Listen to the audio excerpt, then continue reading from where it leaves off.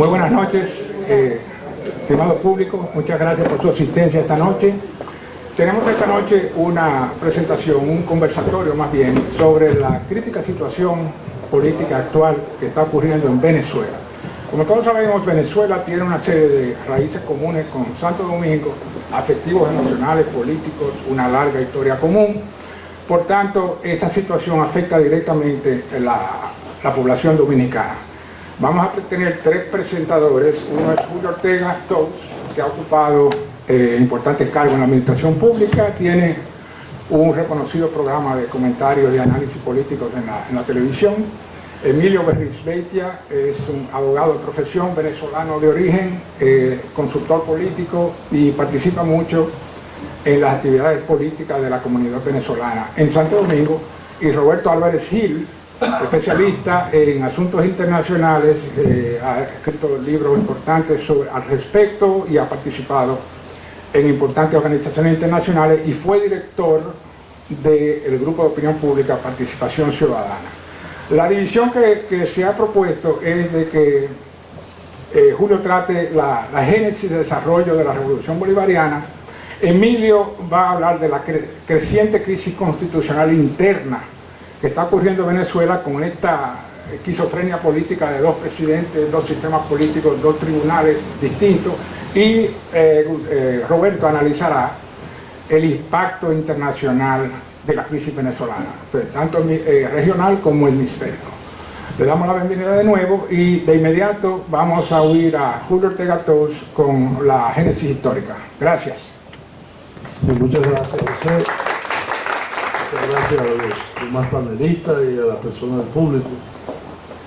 A mí se me pidió que tratara, diríamos, la génesis de la Revolución Bolivariana, por un lado, y de la situación política en Venezuela. Es un poco difícil comprimirlo en 10 o 12 minutos, pero voy a intentar pasar algo por la historia de lo que antecede la situación actual y lo que lo explica. Para mí hay tres factores que son muy importantes de la historia de Venezuela.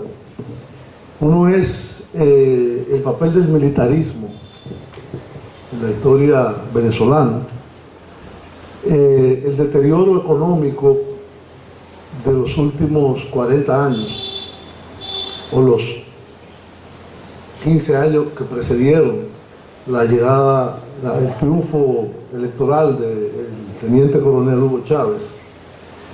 Y otro componente que es fundamental es saber de dónde viene, desde el punto de vista ideológico, el chavismo, de dónde viene este culto extremo a Bolívar y esa mezcla de bolivarianismo, vamos a llamarle, si de alguna forma se le puede caracterizar, tradición militarista histórica en Venezuela y marxismo.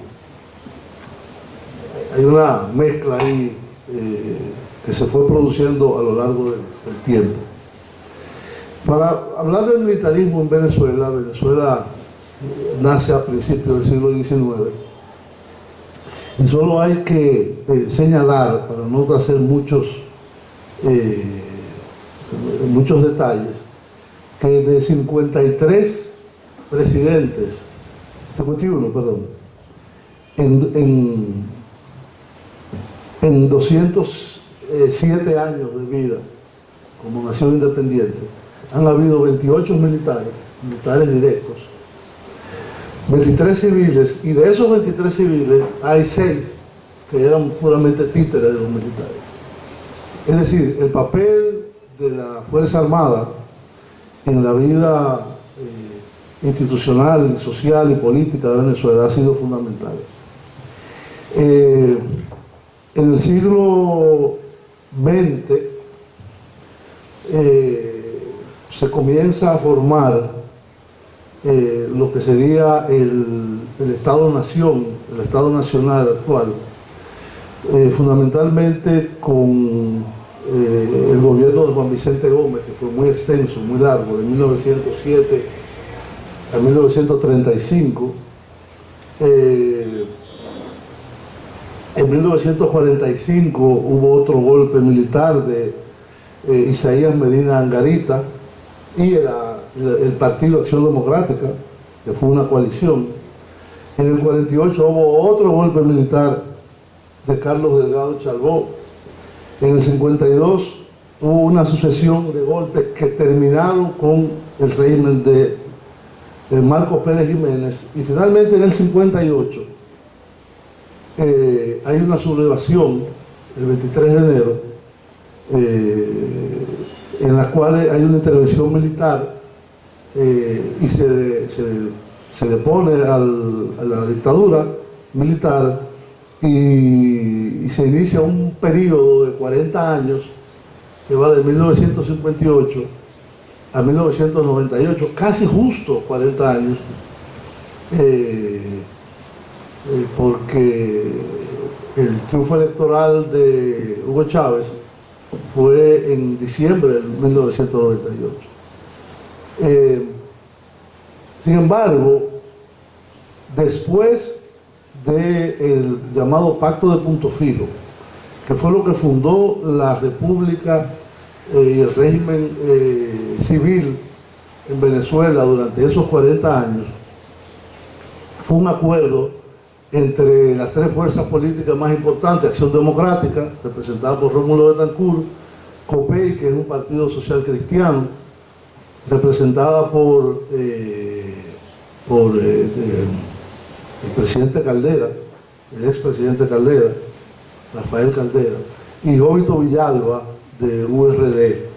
Pero además participó también Fede Cámaras, que es la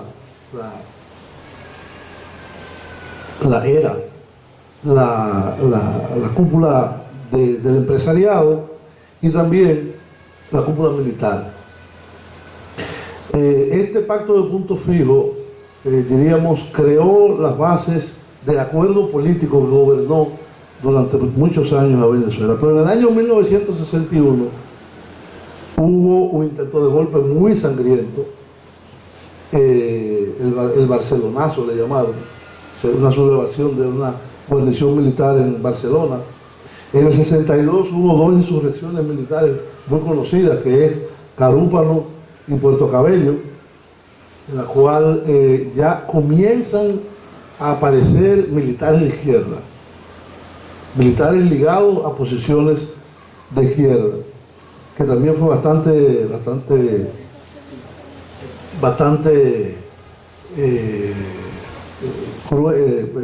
sangrienta, hasta el año 1989, que viene el famoso Caracazo, que fue una sublevación o una poblada, como le llamó el profesor Bosch aquí, de la población a un paquete de medidas económicas, y posteriormente comienza a hacerse evidente la intervención de nuevo de los militares. En el año 92 hubo dos intentos de golpe. El 4 de febrero, que lo encabezó el teniente coronel Hugo Chávez y no triunfó, pero habían tres tenientes coroneles más. Hugo Francisco Arias Cárdenas, que fue el compañero de él en esa intentona, Joel Acosta y Jesús Urdaneta.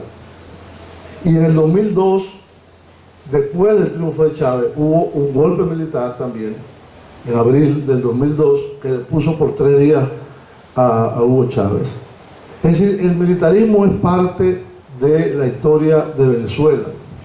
Y en ese sentido, es importante que se sepa que el origen del bolivarianismo es una mezcla de marxismo con la tradición del culto extremo a Bolívar que hay en Venezuela y en otros países bolivarianos también, pero sobre todo en Venezuela, que es el país originario.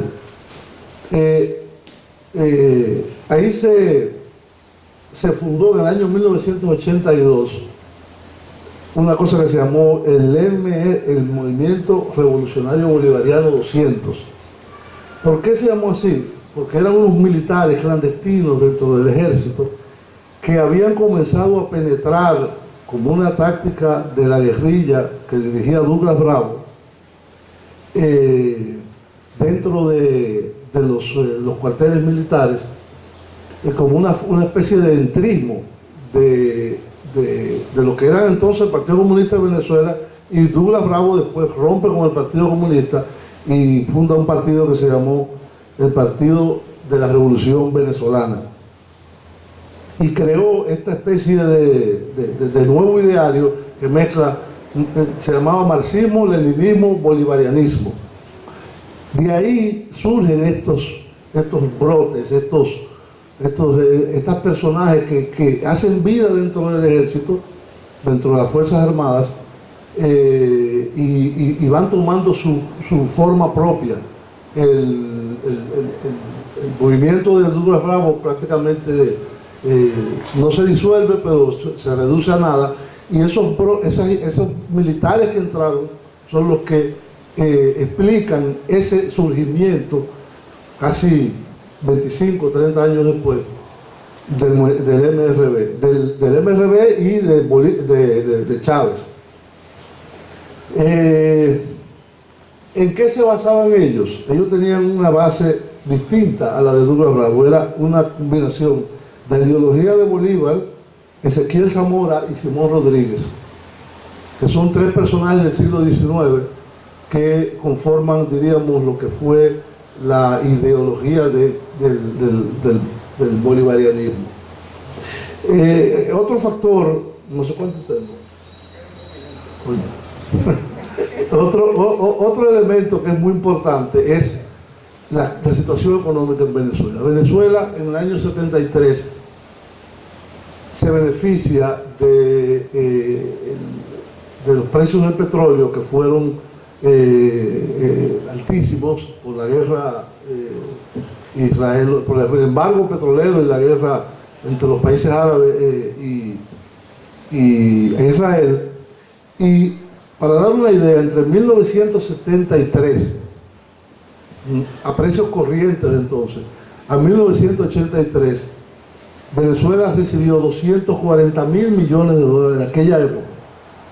Si lo ponemos a precios actuales, sería muchísimo más todavía.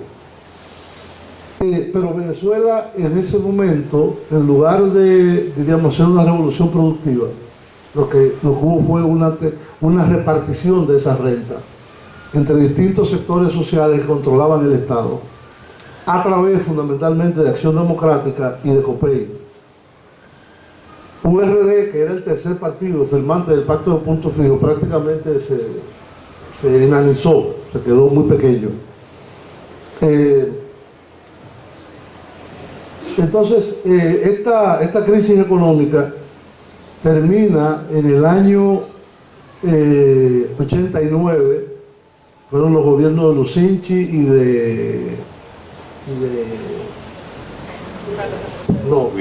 Luis Herrera y Lucinchi, exacto. Que comienzan las primeras manifestaciones de crisis cambiaria. Creo que Lucinchi es que cambia la famosa paridad 4.30 por $1 por el incremento de la deuda. Luis Herrera, en el 83. Y entonces comienza la erosión, diríamos, de las bases de esa estabilidad que le dio entre el 73 y el 83 a Venezuela los precios del petróleo. Dame un poquito más para entender una parte fundamental. Es cuando llega Carlos Andrés Pérez, vuelve Carlos Andrés Pérez II, en el año 1989, va con un programa muy fuerte de ajustes. Un acuerdo con el Fondo Monetario, de facilidad ampliada de 3 años, liberalización de la tasa de interés, unificación cambiaria, es decir, eliminación de la tasa preferencial, unificación según el mercado, tasa de cambio flotante, liberalización de todos los precios, menos 18 productos de la canasta básica, incremento de los precios de la gasolina en un 100%, y una reducción al ínfimo de los aranceles. Eso era el típico programa del consenso de Washington.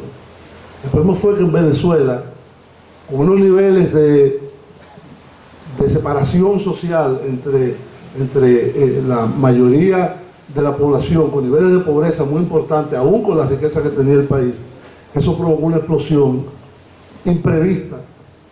El 27 de febrero, por cierto, de 1989, que tuvo que cambiar completamente el gobierno de Carlos Andrés, que finalmente no pudo terminar su mandato, y fue un periodo de los alzamientos del 92 militares, los dos, y de los prolegómenos de lo que finalmente fue la transformación del movimiento revolucionario bolivariano en el movimiento Quinta República, después de la salida de la cárcel de Hugo Chávez y las elecciones del año diciembre del 98, que fueron ganadas por amplia mayoría por el teniente coronel Hugo Chávez. Esos son los antecedentes, evidentemente. A mí me gustaría hablar un poco de la actualidad, pero eso lo veremos después. Okay. Sí, buenas noches. Muy agradecido por su presencia, por la invitación y por el interés. Voy a tomar los 10 minutos para hacer un recuento. Probablemente muchos de ustedes recordarán mucho lo que voy a decir, pero me parece muy importante para poder entender la actual crisis política venezolana. Si me da tiempo, mencionaré algo sobre lo económico. Para poderlo entender, es ponerlo en contexto, porque podríamos tener la impresión en este momento de que esta es una crisis coyuntural, salida por el carisma de un joven político, y que gracias a un nuevo empuje esto ha salido, pues, y realmente no es así. Es importante entender, y me voy a remontar para no ir más atrás, al 6 de diciembre del año 2015, cuando la oposición venezolana logra, pues, presentar un frente bastante unido y gana con contundencia la Asamblea Nacional venezolana. Incluso conquista las 2/3 partes de los diputados, lo cual le daba posibilidades amplias de iniciar unas reformas a fondo profundas. Este acto fue combatido con mucha fiereza e inteligencia. El mismo diciembre del año 2016, primero con el nombramiento absolutamente espurio, saltándose todas las normativas constitucionales, de los magistrados del Tribunal Supremo de Justicia, cuyos periodos se vencían. Para no entrar en detalles sobre las violaciones constitucionales, que evidentemente lo tocaba ya a la Asamblea Nacional designada, sencillamente mencionaré el grotesco hecho de que hubo diputados que votaron por sí mismos para ser magistrados. En la imaginería criolla venezolana, más bien del humor, los denominamos magistrados express. Pocos días después, en enero del año siguiente, del año 2016, desconoce ese mismo tribunal autodesignado por ellos ya derrotados en la Asamblea Nacional, desconoce a 4 diputados de la Asamblea Nacional, con lo cual se pierden las 2/3 partes que se habían logrado conquistar, y comienza, como la Asamblea Nacional no reconoce, pues, esas decisiones, comienza una famosa figura que curiosamente no existe en derecho, que se llama el desacato. Gracias a ese desacato, designado por la misma autodesignada Tribunal Supremo de Justicia, ese desacato, pues, lleva sencillamente al virtual desconocimiento de la Asamblea Nacional.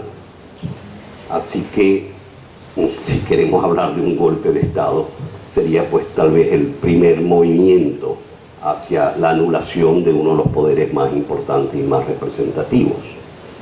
Así transcurre el año 2016 con un intento nuevamente unificado por el referéndum revocatorio que estaba previsto, pero el mismo fue burlado de una forma bastante simple. Aquí no hubo tanta maquiavelismo, pues sencillamente unos tribunales civiles de primera instancia desconocieron ese derecho y se bloqueó la posibilidad del referéndum y se pasó el periodo, porque si se insistía en el referéndum revocatorio, entonces tocaba que el periodo lo completase el vicepresidente. Esto generó una enorme malestar. La tercera negociación más o menos con el gobierno de Maduro, que había sido electo en el 2013.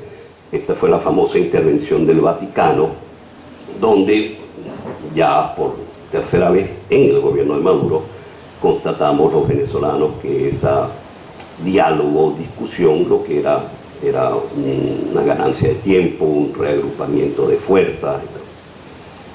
Comienza el año 2017 de una forma muy crítica.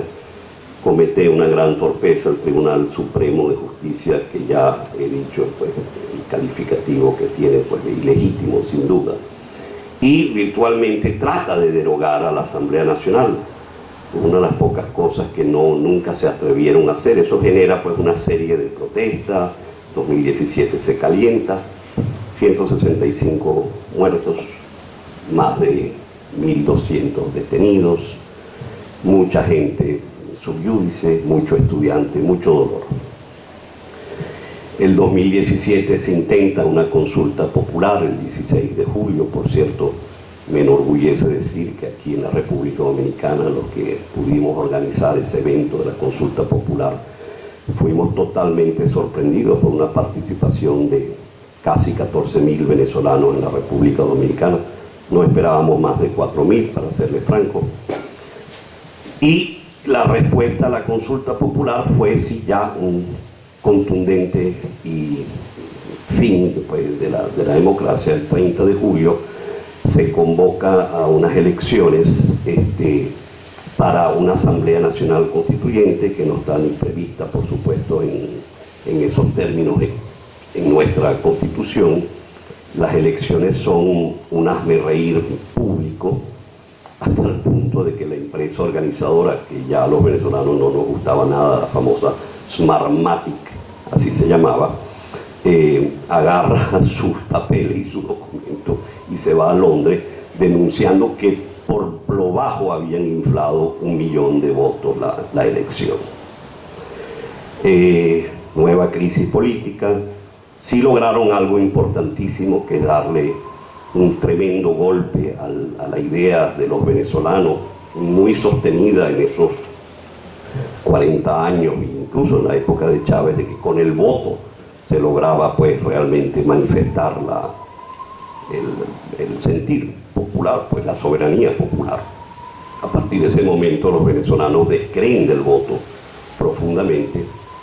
Esa nueva crisis del año 2017 termina en el quinto intento ya de diálogo que tuvo lugar, facilitado aquí, pues, por el presidente Danilo Medina, y que resultó nuevamente en un fracaso. Pues no había ninguna garantía para las condiciones electorales que se querían imponer. El chavismo madurismo insiste y el 20 de mayo convoca a unas elecciones, las convoca la Asamblea Nacional Constituyente, que es un ente inexistente y espurio. Y en esas elecciones convocadas el 20 de mayo triunfa Maduro de forma absolutamente inconvencional, sin ninguna de las garantías electorales. Incluso los pocos de la oposición que se prestaron a participar desconocieron el resultado, pues los vicios estaban muy cantados, habían sido abundantes. El mismo 22 de mayo, 2 días después, la Asamblea Nacional, la legítima, declaró nulas e inválidas esas elecciones por muchísimos motivos jurídicos, situación que comenzó a ser reconocida por la mayoría de los países democráticos de la región. Desde entonces transcurren unos 8 meses que parecieran unos meses de inacción, cuando realmente la oposición, digamos, organizada políticamente, se dedicó con afán a organizar el tema internacional, porque sabíamos que solamente con un apoyo internacional íbamos a poder lograr desconocer la legitimidad de esa elección, y se anunciaba que el 10 de enero del año 2019, eso estaba muy anunciado. Así que sencillamente quiero poner en contexto que durante 3 largos años se luchó y se perseveró y se lograron muchas acciones unitarias. El problema es que fuimos derrotados una y otra vez. Hasta que el 10 de enero esta nueva estrategia política, para provocar en efecto un cambio ya a la situación insostenible del país, el 10 de enero ocurre la toma de posesión ilegítima de Nicolás Maduro, la cual es sencillamente inválida. De ahí viene la famosa palabra usurpador. Después de lo que les he narrado, creo que usurpador es una palabra que se queda bastante corta, pues, para lo que ha ocurrido en Venezuela en estos 3 últimos años que me limité a narrar. Por cierto, la Asamblea Nacional mantuvo un pacto entre los 4 mayoritarios partidos políticos, y cada año fue presidiendo la Asamblea un diferente partido político. Este último... Ok, entonces remato sencillamente con el 10 de enero. Entonces toma posesión, no porque él lo declare, sino porque lo declara la Constitución Nacional en su artículo 233, que ante una falta absoluta del presidente, el presidente encargado del país pasa a ser el presidente de la Asamblea Nacional. Ese es el contexto político que quiero formular para después contestar las preguntas. Gracias. Gracias. El micrófono no se puede pegar mucho de la boca porque retumba por aquí. Muy bien, sí, ¿me escuchan bien ahí? En primer lugar, buenas noches, gracias por su presencia. Buenas noches, Julio, Emilio, gracias, José, y sobre todo Renaud, muchas gracias por la invitación y por montar este panel.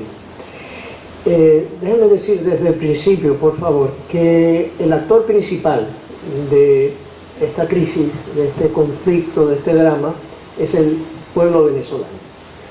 Y el contexto internacional del cual voy a hablar es un actor secundario, importantísimo, por ciertos factores que han ocurrido, que se han dado ahora, en este momento, pero que de ninguna manera quiero que vaya a pensarse que le quita de alguna manera el protagonismo al pueblo venezolano. Hay acá 3 actores principales a nivel internacional que voy a señalar. Luis Almagro, secretario general de la OEA, y la OEA. En segundo lugar, el Grupo de Lima. En tercer lugar, el presidente Donald Trump. Y como subactores, John Bolton, el consejero de Seguridad Nacional, Elliot Abrams, recién llegado, y el senador Marco Rubio. En el contexto o los contextos internacionales son importantísimos. Hay 7 que voy a mencionar y solo esbozaré después alguno de ellos. Primero es el éxodo de refugiados venezolanos a los países vecinos, que se inicia sobre todo en masa grande, comienza a partir del 2014. Justo cuando caen los precios del petróleo entre el 2014 y 2015, que es el segundo contexto, el segundo factor del contexto internacional. El tercero es la firma de los acuerdos de paz en Colombia en septiembre y noviembre del 2016. Ese elemento es importantísimo porque en la región solo hay oxígeno para tratar una crisis a la vez. Fíjense la dificultad que hay en este momento de tratar lo que ocurre en Nicaragua con la situación en Venezuela, y ni hablar del conflicto en Haití, que pasa totalmente desapercibido excepto para nosotros. Es decir, la firma de los acuerdos de paz le quita ese escollo que había para la comunidad internacional, entonces darle más atención a la situación en Venezuela. El cuarto caso del contexto internacional son los escándalos de corrupción. Múltiples escándalos de corrupción que ocurren en la región. El quinto está vinculado a varios factores, que es el profundo cambio ideológico que ha ocurrido en la región, cambios de gobiernos de izquierda o centro-izquierda a gobiernos de derecha o centro-derecha. Eso comienza, bueno, en el 2010 ya estaba Juan Manuel Santos de Colombia en el poder, es un presidente conservador, por lo general Colombia predomina el conservadurismo, pero también llega Peña Nieto en México en el 2012, y así sucesivamente comienza una transición. Macri en Argentina en diciembre del 2015, y vienen los otros presidentes después, uno de ellos que debo mencionar, que solo dura 2 años y es embarrado o manchado por temas de corrupción en su país, pero que juega un papel importantísimo, es Pedro Pablo Kuczynski de Perú. Sexto es el fracaso de las negociaciones, que ya Emilio se refirió, ¿no? Las diversas rondas de negociaciones, terminando con la última acá en República Dominicana el año pasado. El séptimo y último del contexto es posiblemente el motor principal en la actualidad, que es el surgimiento y rompimiento del conflicto, de la rivalidad Estados Unidos-China, de que comienza en el 2017 y toma cuerpo durante todo el año 2018. En diciembre del 2017, Estados Unidos aprueba lo que es el National Security Strategy, la estrategia de seguridad nacional, diciembre, en la cual designa a Estados Unidos, a China, Rusia, como países revisionistas. No puedo entrar en lo que eso significa ahora, pero ya ahí con eso marca la diferencia en la competencia que la lleva ya a un plano conflictivo. Pues bien, Almagro. Hay que reconocerle a Luis Almagro que fue quien planteó el tema de Venezuela mucho más allá de una manera audaz, mucho más allá de donde estaban los países dispuestos de la OEA a llevar o a conocer el tema de Venezuela en la OEA. Presenta una serie de informes importantísimos, largos, y eso lleva a que Nicolás Maduro, en un momento dado, en el 2000, muy temprano, 2016, en un momento dado, no recuerdo cuál fue el caso, le dice básicamente: usted es una basura, le dice a Almagro. Y Almagro le contesta con una carta donde le llama dictadorzuelo. En ese momento, Almagro rompe una barrera que había existido de la diplomacia tradicional, que hasta ese momento había prevalecido, y me recuerda lo que ocurrió en el 2007 con José Miguel Insulza, cuando él comenta a principios de enero del 2007 que no era conveniente no renovarle la licencia a RCTV, a Radio Caracas, televisión era, ¿no? Insulza dice eso públicamente. Chávez le dice a ese insulso de Insulza, díganle que es un pendejo. En ese momento, en 2007, no hubo un solo presidente o ministro de Relaciones Exteriores, excepto el de Chile, que dijera ni una sola palabra. De 2007 a 2016, un cambio dramático, notable, en el sentido de que ahí en el 2016 ya toda una serie de países respaldan a Almagro ante esa agresión verbal de Maduro.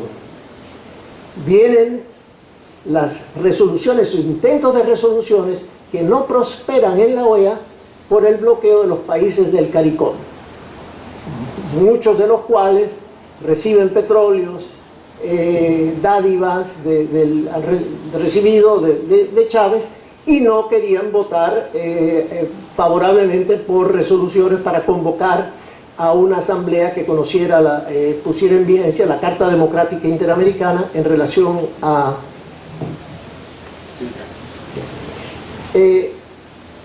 solamente voy a terminar con lo siguiente. Cuando entra Trump, ahora, ya en escena, en el 2017, en agosto, cuando dice que la opción militar está sobre la mesa, que todo el mundo se espanta, con razón, en ese momento, sin embargo, entra ya como un actor dispuesto a dialogar. Hasta ese momento había estado ausente Estados Unidos, y el Grupo de Lima era el que había estado llevando todo el proceso. Y sería interesante en otro momento hablar de... El Grupo de Lima ha jugado un papel fundamental, porque hasta que Estados Unidos entre en escena, si no hubiese sido por el Grupo de Lima, no hubiésemos tenido el contexto actual que ustedes vieron, completamente inusual, insólito, de que ante una situación como la que existe en Venezuela, de que el presidente Guaidó, presidente encargado, fuera recibido y tratado a nivel de jefe de Estado en su gira a través de América del Sur. Eso realmente, y eso es eso es algo del cambio de mentalidad que ha ocurrido en el hemisferio.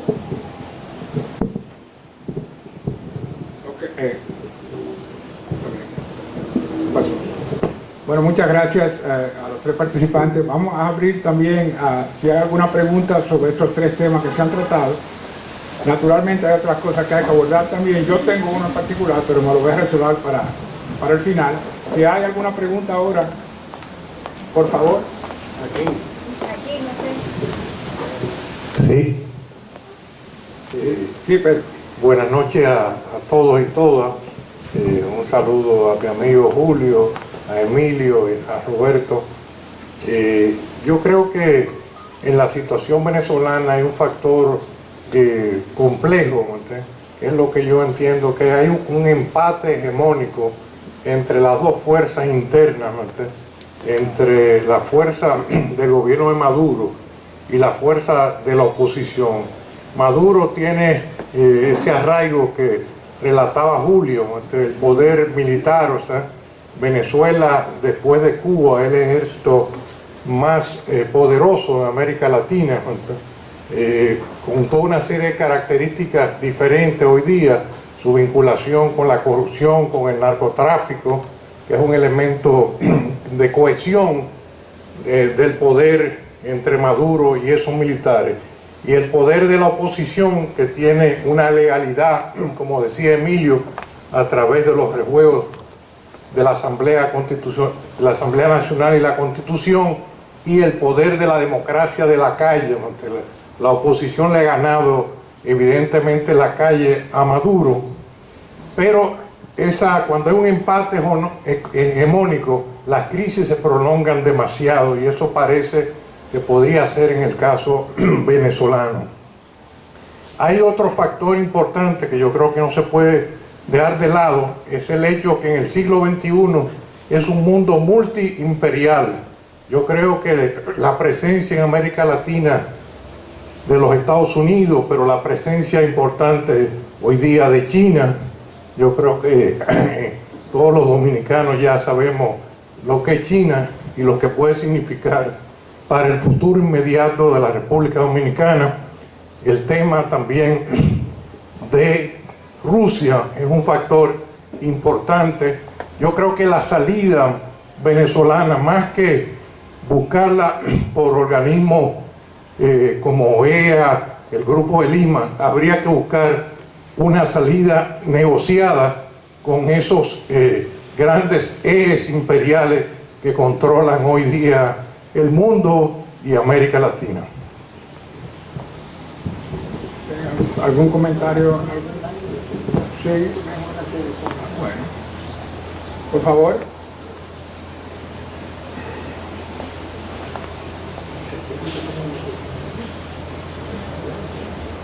Yo tengo un punto. Sí.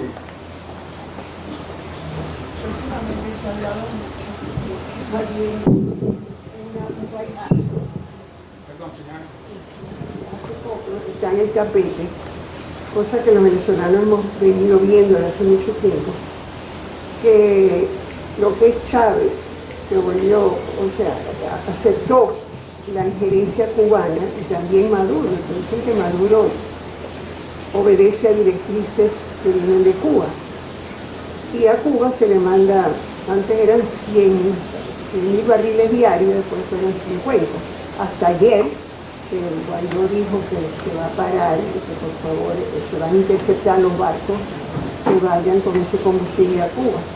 Parece que la ideología cubana ha permeado en estos jefes de Estado y querían aplicar pues, el comunismo y todo el costo social que eso pueda tener en los venezolanos, y están aferrados de que como a Cuba, para que sobreviva Cuba, hay que mandarle el petróleo. Entonces ellos como que no ceden ante las presiones sociales del pueblo. Para mí que obedecen primero a Fidel Castro, después a Raúl y ahora a Díaz-Canel. Vamos a ver cómo sale todo.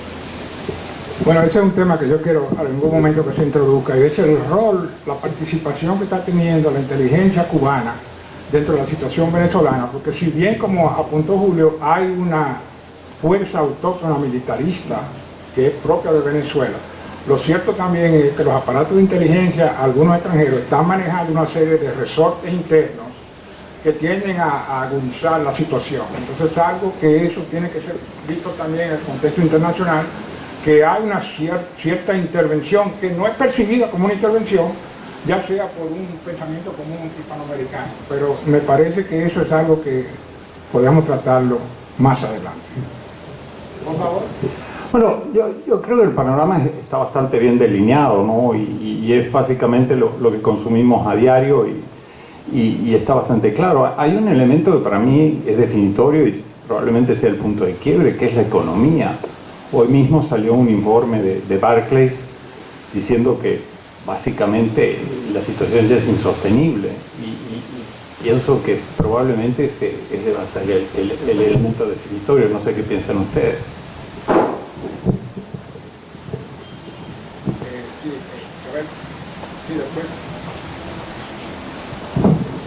Pues si bien los hechos están bastante claros y conocemos en gran medida la historia de Venezuela, me gustaría escuchar de ustedes un poco más viendo la Venezuela hacia futuro, este conflicto, cuáles son las salidas que tiene, quiénes son los organismos que podrían ayudar a una posible intervención, si esa fuera la solución.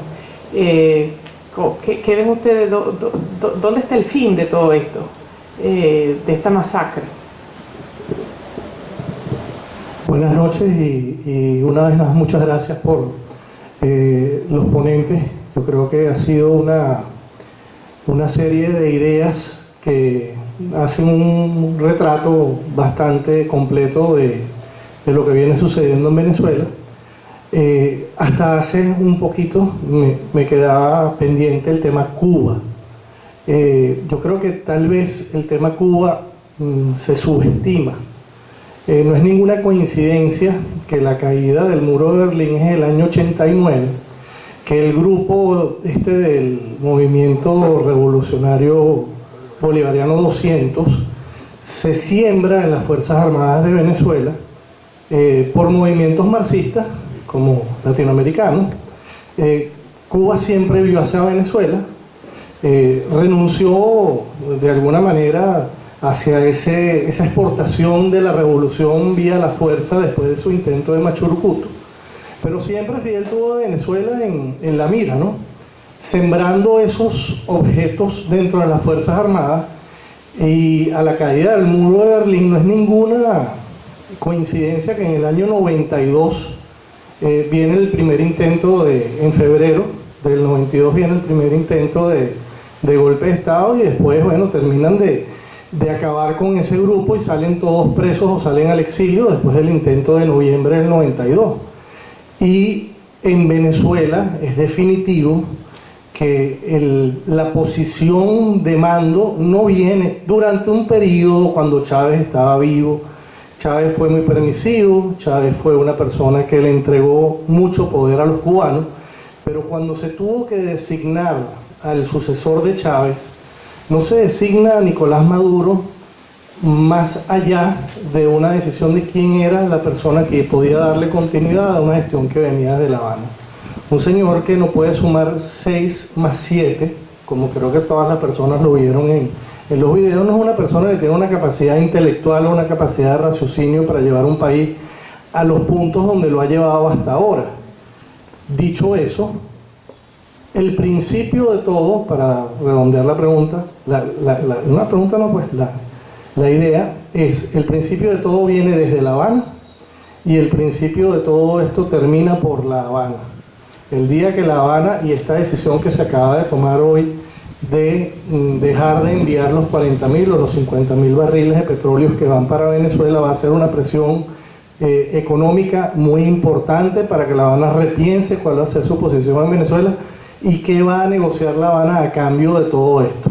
Pero vuelvo y repito, para redondear la idea, esto empezó por La Habana y va a terminar por La Habana. Gracias.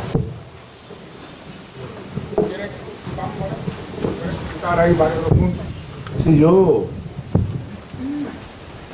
una diversidad de intervenciones. A mí me parece que la idea de Pedro Catrén me parece muy acertada, en el sentido de que no es posible prolongar por 20 años una crisis política o una crisis social, o por 5, si no hay algún tipo de, no voy a decir de empate, pero como él llamó, pero de equilibrio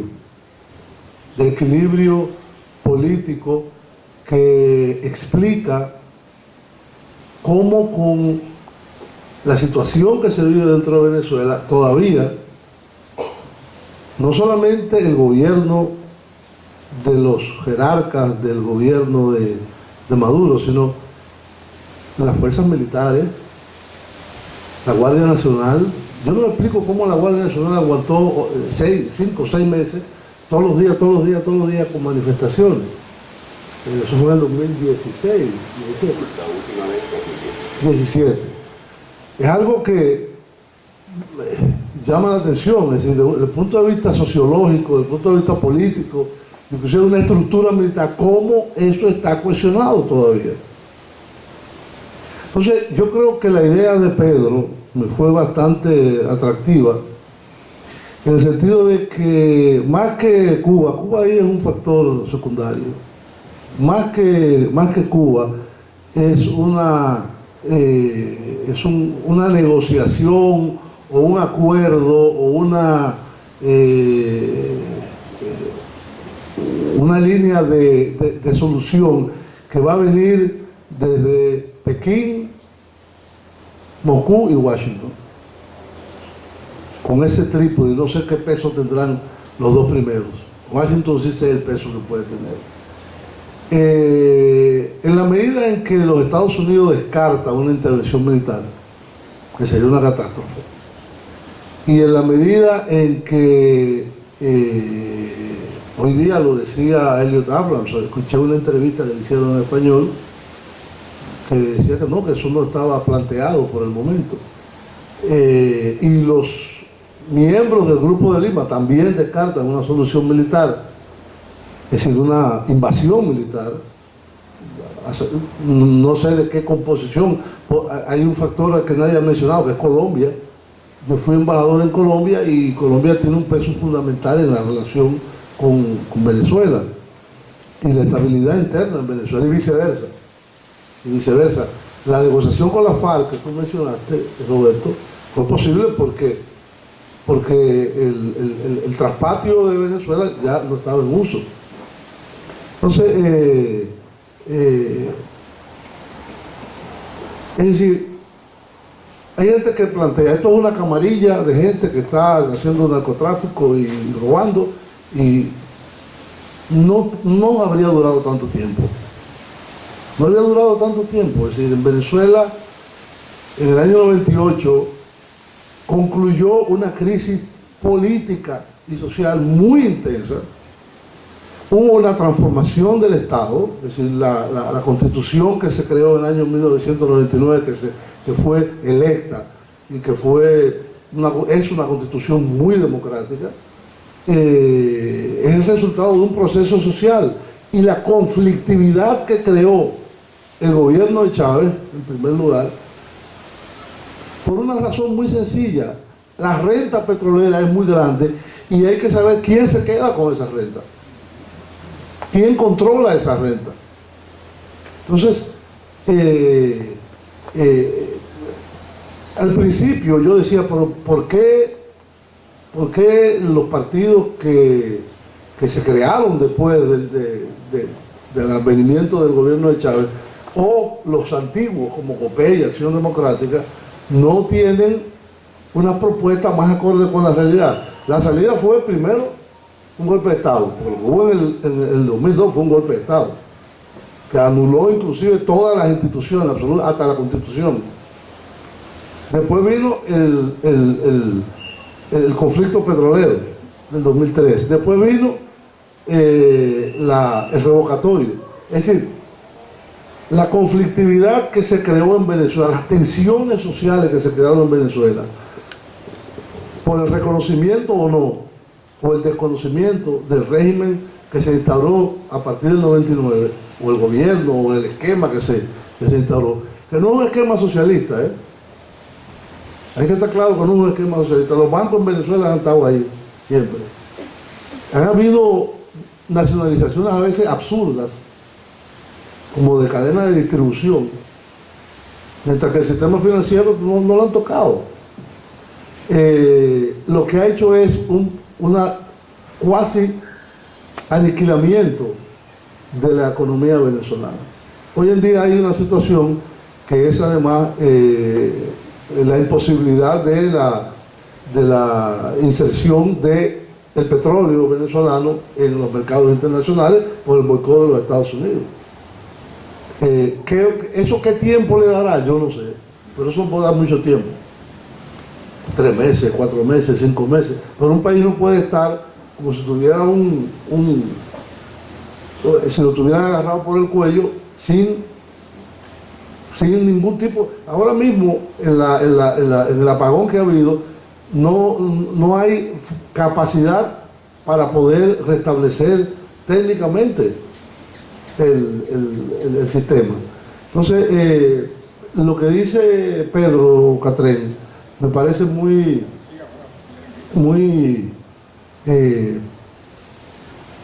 con mucho sentido. Es decir, tiene que haber una negociación. Yo no sé si va a ser entre Guaidó y Maduro, no sé si será el ejército que será el que va en un momento definitivo a decidir la situación y crear una situación para unas elecciones transparentes, supervisadas internacionalmente. Pero yo creo que lo más importante en Venezuela es preservar eso, la capacidad de tener una transición que no sea sangrienta, que sea lo más sangrienta ha sido, pero que sea lo más ajustada a la preservación de un régimen democrático. ideas claves. Este empate hegemónico, como lo califica el doctor Pedro Catrén, el contexto geopolítico mundial, con Cuba en lo particular, el contexto económico. Compro la idea de Pedro que hay dos poderes enfrentados y que ninguna logra sobreponerse al otro. La apuesta de la Asamblea Nacional, Grupo de Lima e incluso los Estados Unidos es que la asfixia esa que Julio representaba con el estrangulamiento funcione, que funcione el quiebre de la economía. Las cifras son sencillamente espantosas. Yo lo que no entiendo es cómo han aguantado, en efecto. Claro, las sanciones petroleras famosas que ya están diciendo son apenas del 29 de enero, cuando verdaderamente se controla pues las exportaciones de petróleo a Estados Unidos, que representaban sin duda la caja de PDVSA. Así que sí, hay dos poderes que se miran. Por este lado se apuesta a la asfixia y por aquel lado se apuesta a algo que les ha funcionado hasta ahora siempre. Y en ese sentido le concedo la razón a Pedro, que el tiempo, el desgaste, hace que la protesta, la gente, la necesidad de supervivencia, la necesidad de buscar agua, luz, entonces comida, correcto, haga que la gente pues se canse, que en efecto esas son las dos apuestas que están en este momento en la mesa y ninguna logra imponerse sobre la otra. ¿Podrá la crisis económica efectivamente quebrarle el espinazo?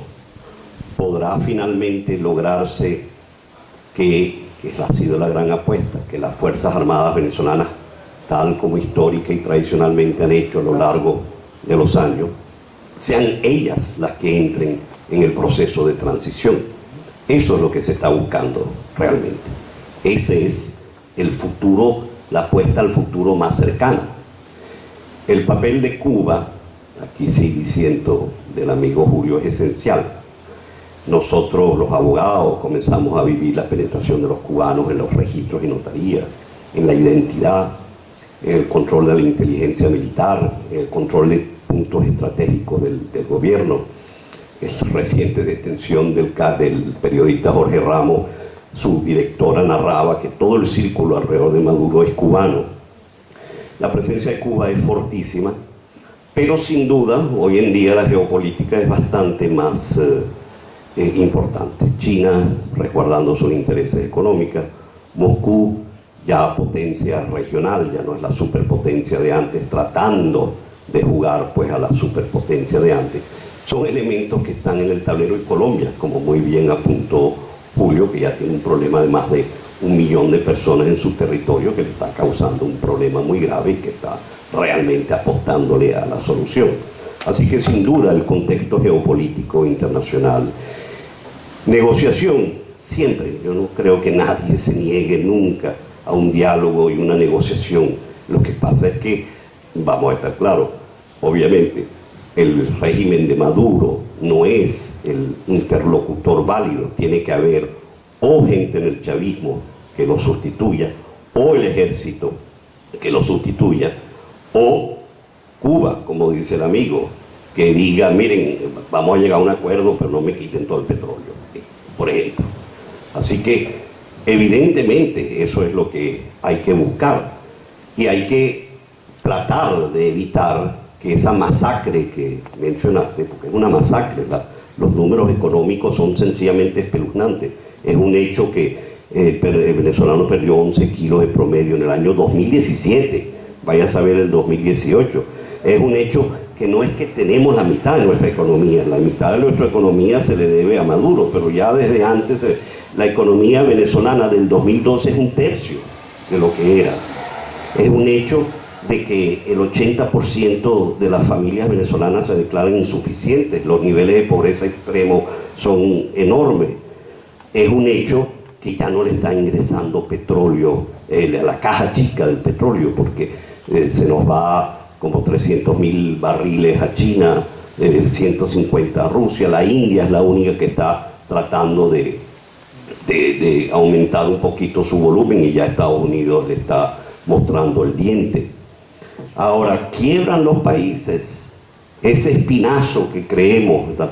Verdaderamente esa asfixia petrolera, que ahora sí es real. A partir del 29 de enero no se compren, por supuesto, la propaganda de la guerra económica y de la guerra eléctrica. Eso sabemos todos los venezolanos, que es una propaganda que tenemos ya tantos años oyendo, que eso es como oír llover sobre mojado, pues, ¿no?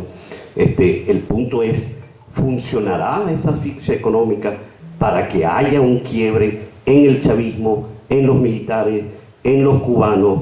¿Funcionará la presión internacional apoyada para que haya, sin duda, una negociación que permita tal? Voy a concluir sencillamente diciendo, que no lo pude terminar de decir, que ante todas esas lagunas legales que se generaron, el estatuto para la transición que decretó la Asamblea Nacional el 5 de febrero es un instrumento admirable, que quiere ser flexible, quiere adaptarse, quiere invitar al diálogo. Lo que pasa es que hay que tener interlocutores, y creo que sí está claro para todos los venezolanos que Maduro y sus camarillos ya no son interlocutores. Hay que tener otros, hay que propiciar que el chavismo traiga a otros interlocutores a la mesa, hay que propiciar que los cubanos, los rusos pongan a otra gente a conversar, porque con ellos realmente no se puede. Le paso la palabra a Robert.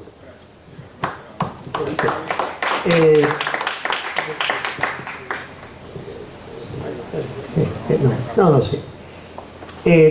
Yo también concuerdo con Emilio en que aquí Cuba es un actor fundamental. ¿Cómo se llega a esa negociación? No va a ser fácil. Ya Emilio mencionaba lo del petróleo. Ya Estados Unidos le ha congelado, ha bloqueado todos los activos que tenía Citgo, PDVSA, en Estados Unidos o bajo cualquier jurisdicción de Estados Unidos. Ha prohibido a cualquier sujeto de Estados Unidos negociar con PDVSA. Ya hoy salió, Emilio, la información de que ya los hindúes los indios que le estaban comprando petróleo, 325.000 barriles diarios, era el principal comprador, va a dejar de comprar por la presión que Estados Unidos le ha hecho. El petróleo que iba a China en su momento invirtió, le prestó más o menos unos 65.000 millones de dólares a Venezuela, de lo cual quedan supuestamente más o menos unos 20.000, no hay cifras duras para esto. Y en la mayoría del petróleo que se le envía, el pago va en petróleo. Es decir, China está pagando muy poco en efectivo, porque ya lo pagó. Además, a un precio más alto, y ahora como está más bajo, tienen que darle más petróleo. Entonces, ante este bloqueo ahora reciente de que Guaidó decretó que no se exportará ni más petróleo, gasolina o ningún derivado a Cuba, Bolton, Estados Unidos, ha inmediatamente anunciado que cualquier barco o cualquier compañía de seguro que haga negociaciones con enviar petróleo a Cuba también será sujeto de sanciones. Así que se va cerrando el cerco. Lamentablemente, sanciones económicas implican un sufrimiento muy grande para un pueblo.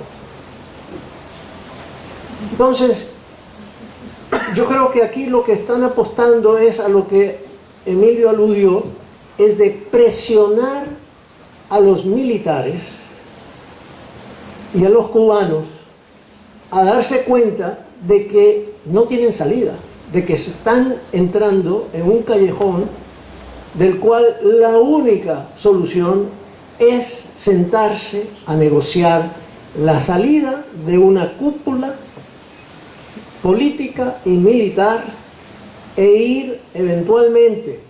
Imposible pensar de que en 90 días o 120 días se ir a unas elecciones, dado lo que ha ocurrido, lo que está ocurriendo en Venezuela. Yo difiero de estoy de acuerdo con varias cosas que dijo Pedro y con esto concluyo, pero difiero de un comentario en relación a el papel y la importancia de China y Rusia en Venezuela. A China lo que le interesa en este momento es su negociación comercial con Estados Unidos y no va a pelear con Estados Unidos por absolutamente ningún país en este hemisferio. Va a tratar de asegurarse que sus 20.000 millones que todavía le deben, de que de alguna manera le den alguna seguridad de que lo va a recuperar. Rusia, el interés de Rusia, el interés de China era materia y cierta influencia política, etc. El interés de Rusia es diferente. Rusia usa el caso venezolano como una cuestión geopolítica.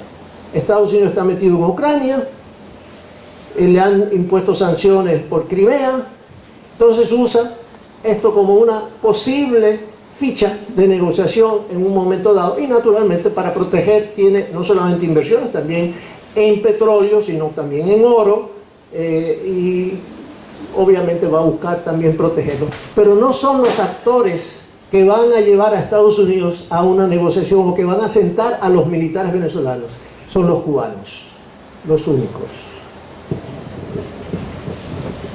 Muy bien, sí. También hay una presión adicional que debo agregar, que es que los Estados Unidos han reactivado, bueno, van a aplicar por primera vez desde que salió la ley en 1996, la de Helms-Burton, donde se va a sancionar a todas aquellas empresas extranjeras y norteamericanas que tienen negocios en propiedades que fueron confiscadas por el gobierno cubano en los años 59-60. Entonces eso va a provocar, a mi modo de ver, un colapso de cualquier inversión extranjera que haya ahora mismo en Cuba. Me parece que la estrategia que los Estados Unidos están adoptando es una doble: sanciones por el lado venezolano y también una presión a los cubanos. Había otra pregunta antes de... Vamos a concluir, pero había otra pregunta. Sí, señora. Falta... Quiero preguntar, ¿ustedes han tocado de alguna manera la influencia del tema del narcotráfico en Venezuela? Eso no se ha tratado, ¿no? ¿Algún aspecto en particular que quisiera que... Bueno, yo no... Solamente mi opinión particular. Venezuela se ha convertido en... Toma el micrófono, por favor. Venezuela se ha convertido, al menos por lo que yo entiendo y lo que he leído, en un centro de no solamente de distribución de la droga, sino de producción de la droga. Las FARC trasladaron, después de la pacificación, prácticamente todo para Venezuela. Entonces yo me pregunto, y he escuchado también que se produce más dinero por el narcotráfico actualmente que por el petróleo. Yo no sé si eso es verdad. Yo quisiera que ustedes, que están más entendidos, me digan si eso es verdad. Yo quisiera complementar más que si... ¿Me deja terminar? Perdón. Entonces, yo lo que digo es que para los cubanos, no solamente tener a Venezuela secuestrada porque les suple petróleo, sino secuestrada porque es su centro de operaciones para lo que es el narcotráfico y para lo que es la exportación de su ideología loca, que no es comunista nada, sino que lo que es de control de los pueblos como los nuestros. ¿Eso se ha tocado? No sé qué opinan ustedes de eso. Yo solo quería complementar lo siguiente. Hemos hecho un análisis económico, político, inclusive social, de a dónde estamos, dónde hemos llegado y los elementos para prever posibles escenarios. Pero coincido totalmente con la señora y de hecho yo quería, digamos, mi inquietud es, consideramos que todo ese análisis es incompleto si no tomamos en cuenta lo que es la delincuencia organizada, que narcotráfico es una parte, pero hay explotación ilegal de minería que están destruyendo la Gran Sabana y está en manos de los militares, está el contrabando de gasolina, que cada cisterna, Pimpina, se estima que le da de ganancia $17.000 cada cisterna, y son cientos que salen a Colombia y a Brasil. Entonces hay todo un tema de mucho dinero de delincuencia organizada que está siendo manejada por la cúpula que tiene el poder político, y que eso hay que analizarlo y tomarlo en cuenta, porque no es solamente una negociación política. O sea, ¿cómo se va a manejar la salida de la delincuencia organizada, que además está penetrado a todos los niveles, porque tiene colectivos armados, tiene planes? Ahora lo que están enfrentando a los manifestantes son presos que han salido y que le han dado la libertad a cambio de que repriman manifestaciones. Entonces hay un tema de delincuencia organizada muy complejo que a mi parecer es una de las cosas más difíciles de poner en orden para prever escenarios de salida. Bueno, sí, ese es un problema interesante, lo de las condiciones de un Estado mafioso. Esa situación se dio en Cuba también con Noriega en los años 80, donde se utilizaban el islote cubano para hacer el tráfico. Lo que hay también a esto de Venezuela es la dimensión internacional, porque los Hezbollah libaneses son utilizados para llevar drogas. De hecho, el FBI captó toda una red de estos Hezbollah en Florida y fue suspendido por el gobierno de Obama, pero hay una penetración bastante intensa de drogas a territorio americano utilizando el territorio venezolano. Bien, me ha encantado estas dos últimas intervenciones porque me trajo a la memoria. 1982, el Nacional, el diario El Nacional, reflejaba en primera página: más dinero que el petróleo produce las drogas a nivel mundial. O sea, ya estamos hablando del año 82 y estábamos con un precio del petróleo altísimo. Estábamos en $34 en el año 82. No estamos hablando de los $100 y pico que llegó a recibir Chávez. Pero de todas maneras esa ecuación debe haberse mantenido, y esa es una de las preocupaciones que yo tengo, el hecho de estrangularlos con el petróleo, que evidentemente no les ha parecido muy interesante, porque lejos de continuar el crecimiento de 3 millones de barriles que teníamos, llegaron a postrar PDVSA con menos de 1 millón. No es el petróleo lo que les está dando el ingreso, es evidente. Es la droga, porque este es el sueño de Pablo Escobar hecho realidad. Venezuela se ha convertido en el epicentro del narcotráfico de la región y de todo lo que puede ser una organización criminal dedicada a todo lo inimaginablemente criminal. Entonces, no estamos tratando de sacar del poder o de la ecuación un grupo ideológico izquierdoso. No.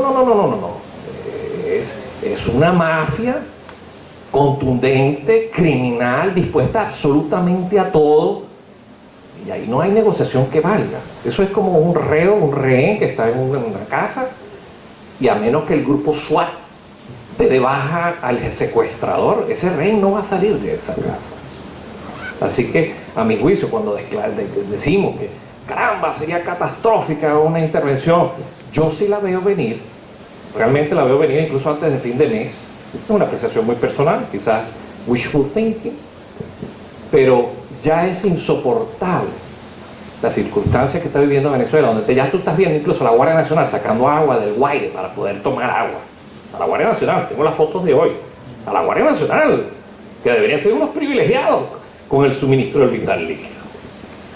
Así que lo que tenemos por delante como tragedia definitivamente va a terminar colapsando en un hecho en que definitivamente puede haber una explosión social, pero también puede haber una intervención humanitaria de una misión internacional de paz.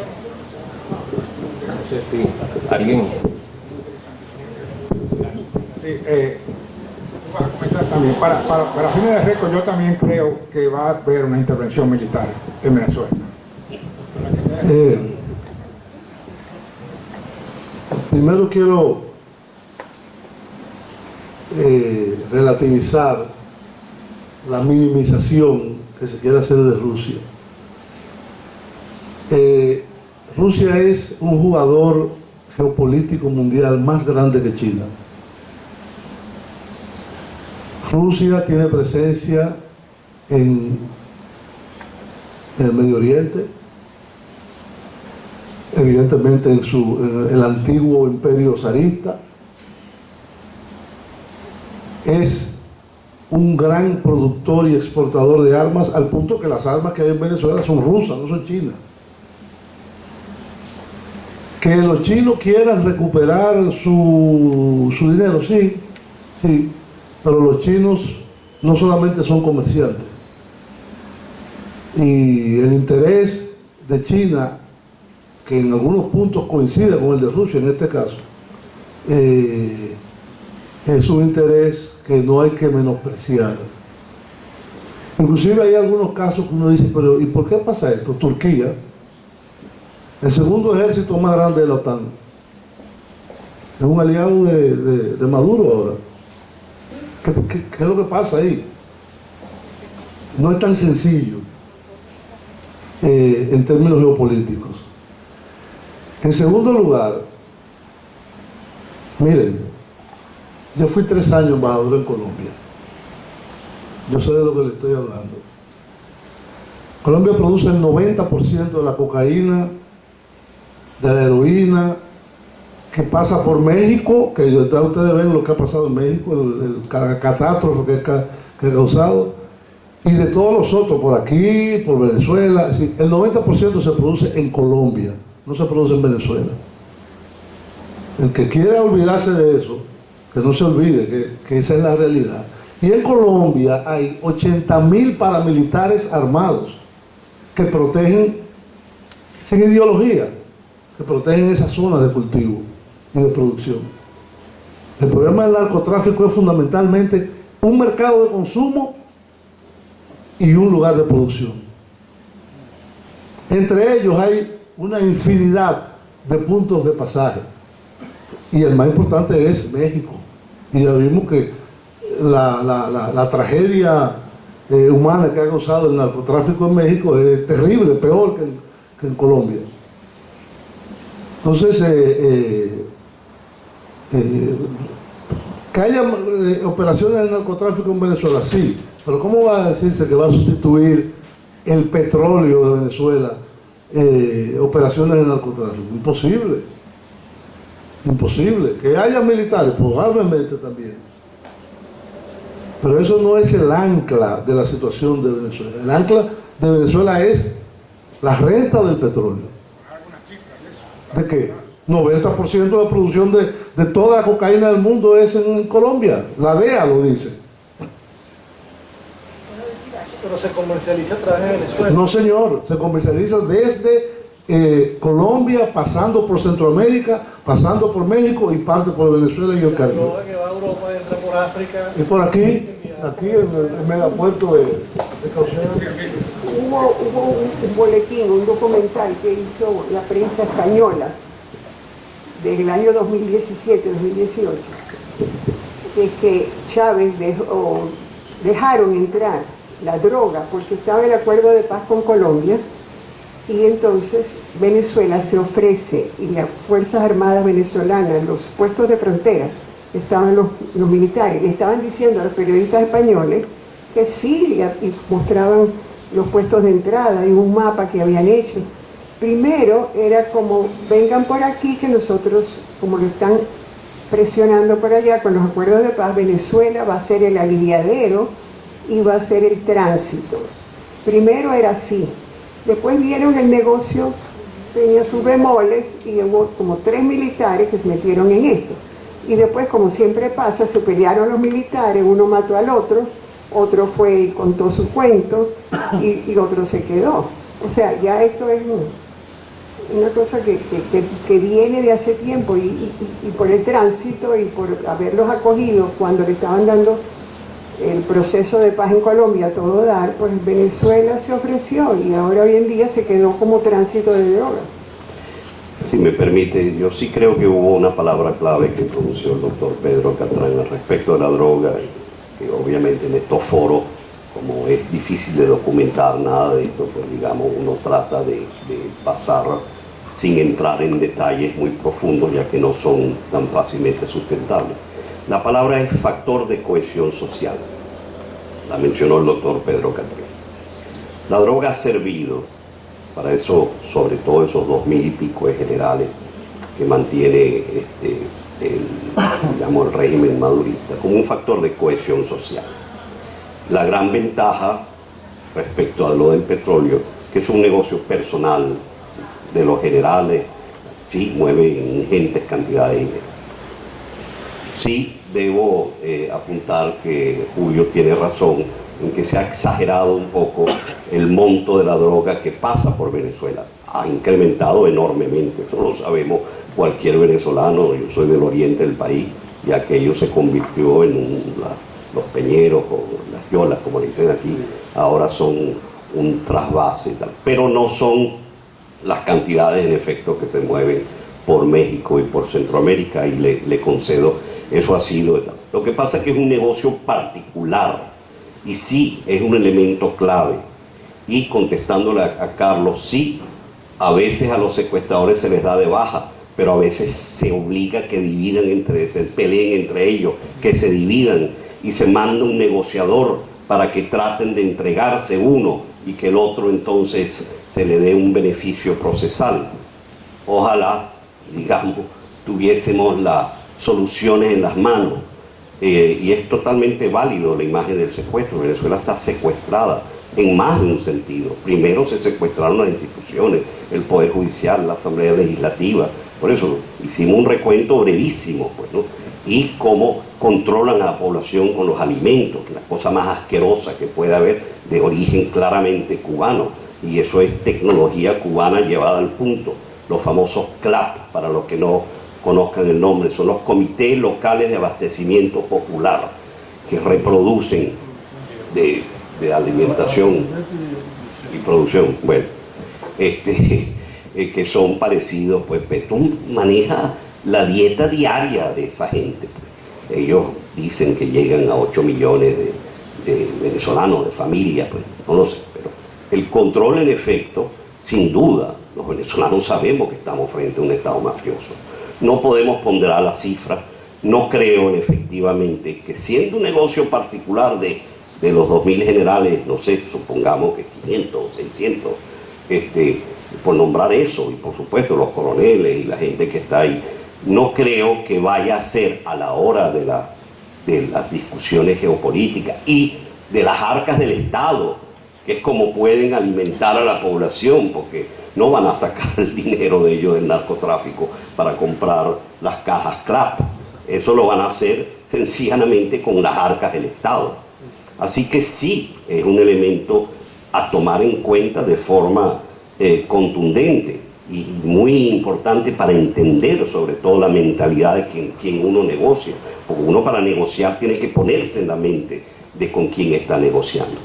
Pero creo que, en primer lugar, su difícil sustentación y, en segundo lugar, su carácter cuasi privado no va a ser obstáculo para que las estrategias que están en curso traten de dar su resultado, que es al fin y al cabo lo que queremos, con el menor sufrimiento posible del pueblo. Pero digamos, metámonos en la ecuación y probablemente tengamos que hacer como en Colombia. Probablemente habrá que tolerar zonas del narcotráfico, del ELN, que ya tiene la frontera venezolana. Bueno, quédense ahí, pues. Es decir, probablemente hasta eso tengamos que hacer, como ha hecho Colombia, que en el fondo ha tolerado algunos asuntos, porque no pueden, no sé si son 80.000 los paramilitares, pero no pueden. Entonces, probablemente también nosotros tendremos que meter eso en la ecuación y perdonar a algunos generales con sus negocios, meter a otros presos, por supuesto. En fin, es un elemento más a tomar en cuenta. No creo que nos tranque el juego, eso sí lo digo.